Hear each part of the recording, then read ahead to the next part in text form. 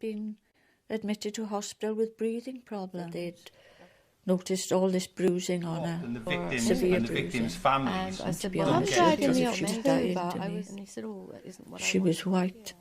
A cracked collarbone, a shocked broken the rib, she had outcome ligature was. The marks only on way I her can explain it wrists. was like somebody out of a prison of war. It's important that the nation hears what occurred here. This story should be told.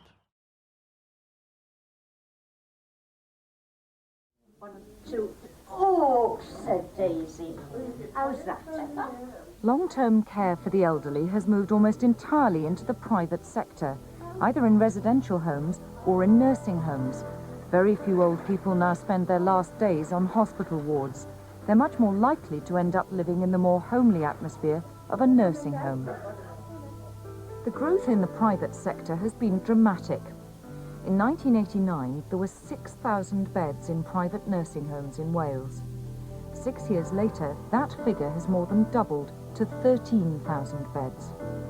If financial help is needed, care is paid for by social services.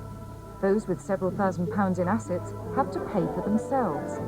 The government feels the nursing home is a better setting for attaining the highest standards of care. In their twilight years, all with failing health.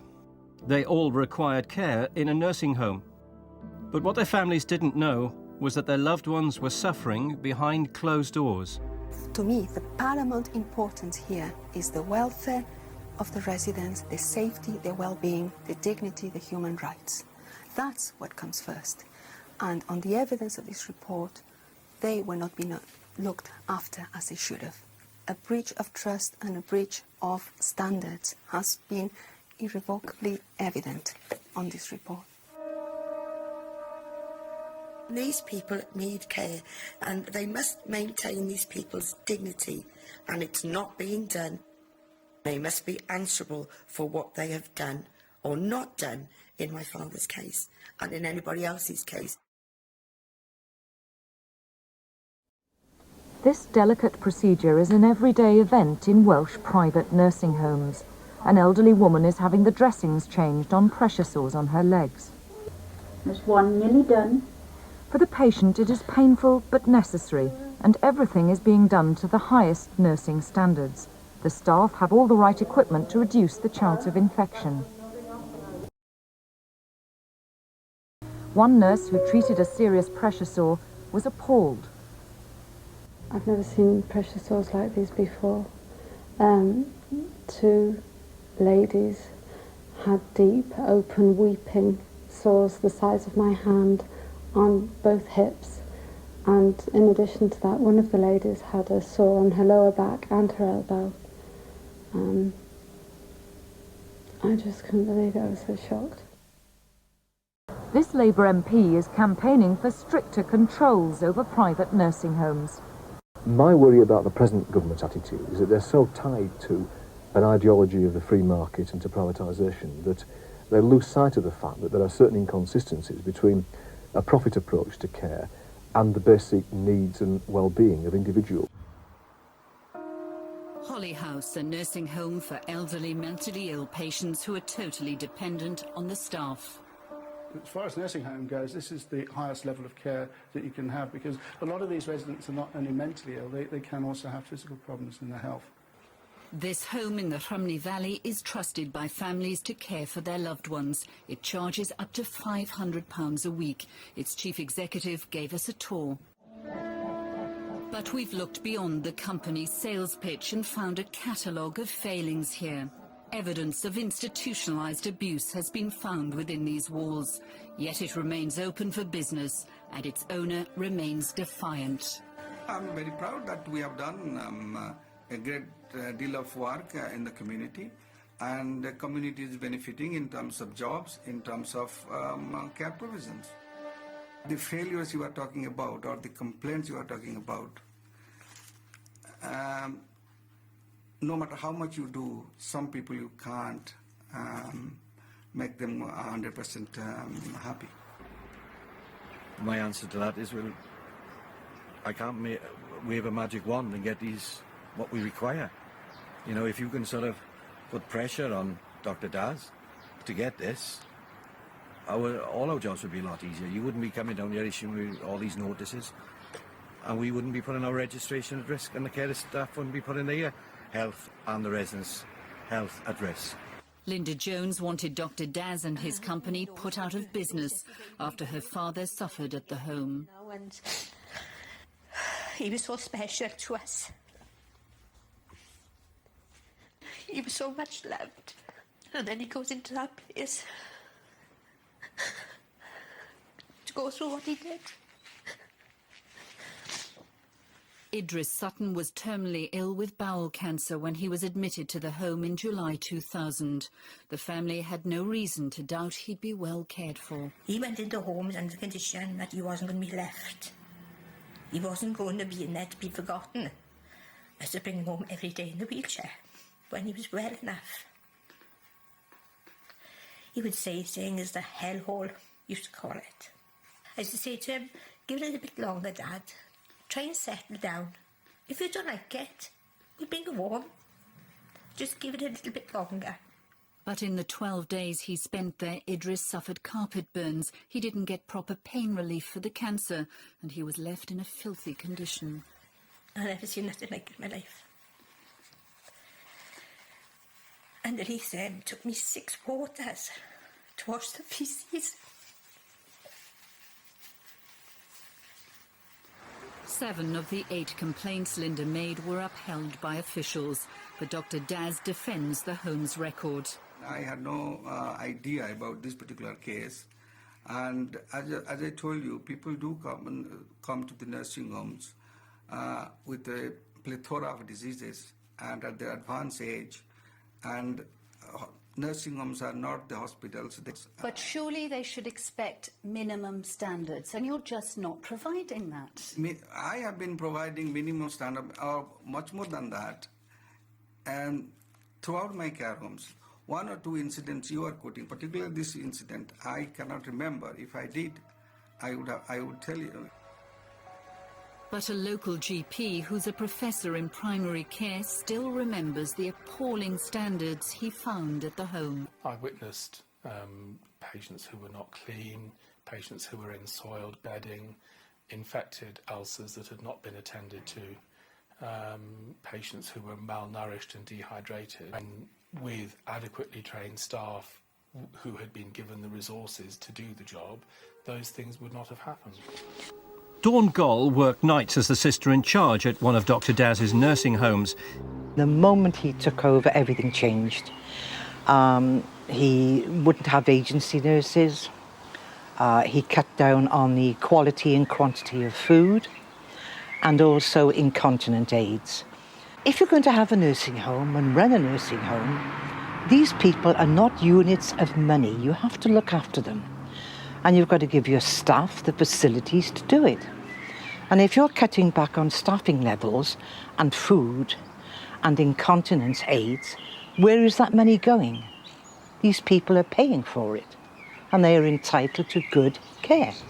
By 2006, we started to become evident that there was a pattern across a number of homes in which we were seeing deaths in circumstances which what appeared on the face of it were just not natural causes. The investigating team was shocked by what they were finding. Where you're seeing people who have got pressure sores that are corroded to such an extent that they're corroded down to the bone, that where you've got people who are vomiting feces because they're so constipated, or where you've got people who are so dehydrated that it's a significant cause of their death, then in 2006 or now in 2013, surely nobody would expect anybody to live in those conditions. More than 12.5 tonnes of documents, 10,000 exhibits, 4,000 statements, gathered over 7.5 years. They're the fruits of the UK's biggest ever investigation into neglect in care homes. But the case has just collapsed. What Gwent Police began in 2005 became the biggest investigation they'd ever carried out. They called it Operation Jasmine. And these shelves contain just part of a mountain of evidence, some 12 tons in all, which followed their investigation into 6 care homes, 2 of which were owned by Dr. Daz.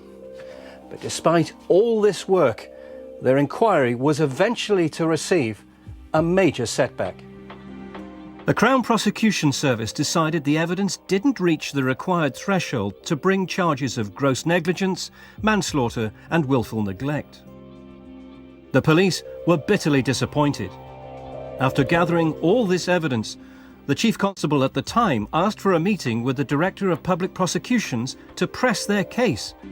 If we haven't met the threshold test, I guess there is a question for me, which is, so what have I got to do next time to meet that threshold test when I've put 75 detectives on an inquiry for the last 6 years and have spent millions of pounds of taxpayers' money? To prosecute Dr. Daz, they tried a different route, and the Health and Safety Executive took over the lead.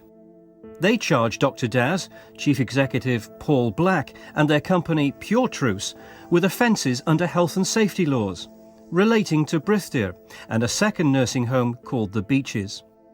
Dr. Daz was accused of theft and false accounting.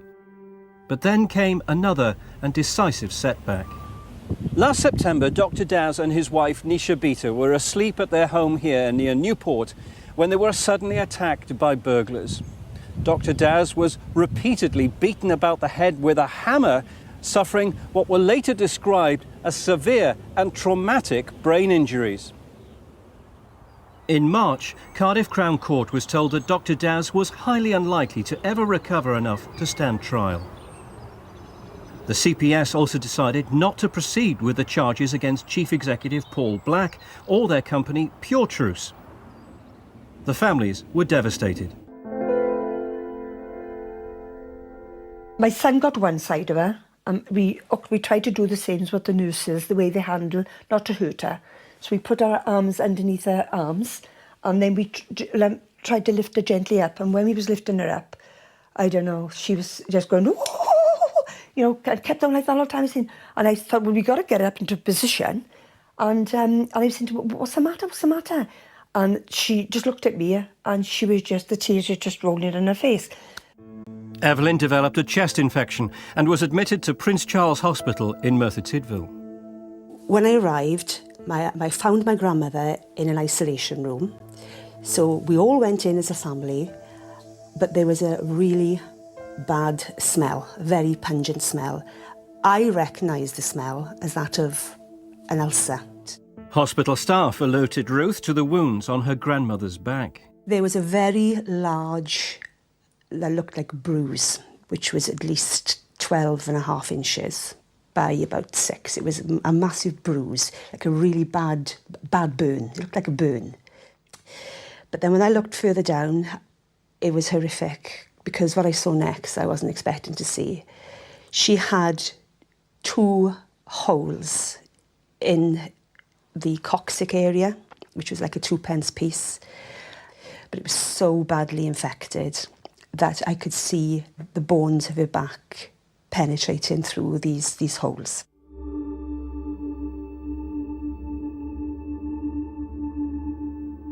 Obviously, the smell was all this infection. It was oozing, it was black, it were holes. It was absolutely horrific. The pain and suffering she must have gone through to be in that state doesn't bear thinking about.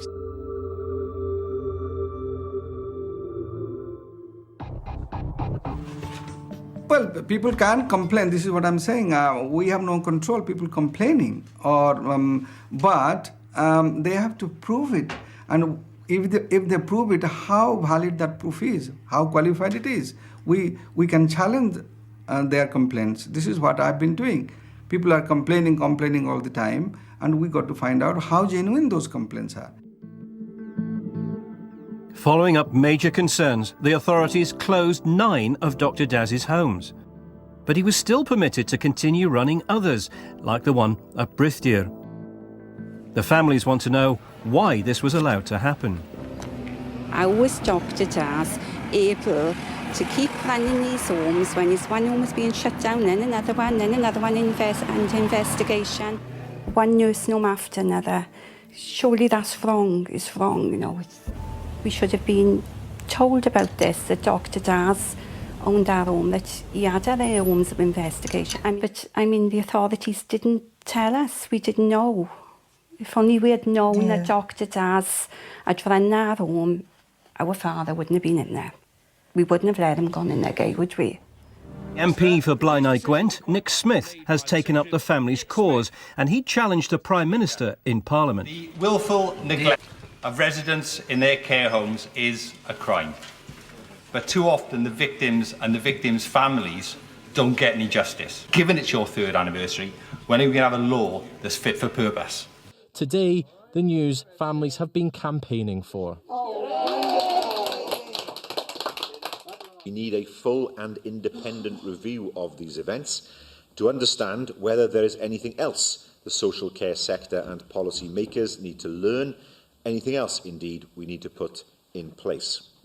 I have, therefore, decided to establish an independent review to quickly and effectively look at the major issues raised by the events surrounding Operation Jasmine. We know it will affect care in the future. It will improve standards in care homes, and hopefully nobody will suffer as these families have suffered going forward. We're so pleased that the First Minister has announced this independent review, because the failings will be highlighted, and hopefully families in the future won't have to go through what we've had to go through.